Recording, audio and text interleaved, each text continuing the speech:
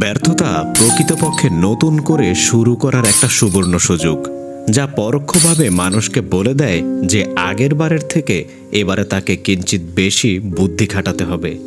পৃথিবীতে অনেক মানুষ ব্যর্থ হয়েছে শুধু হার মেনে নেওয়ার কারণে। এমন অনেক মানুষ আছে যারা হার মেনে নেওয়ার সময়ও বুঝতে পারেনি তারা বিজয় পতাকার কতটা কাছাকাছি পৌঁছে গিয়েছিল।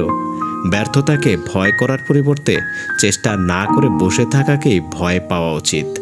সাফল্যের অর্থই হলো নিজের উৎসাহ না হারিয়ে একটার পর একটা ব্যর্থতাকে অতিক্রম করে যাওয়া।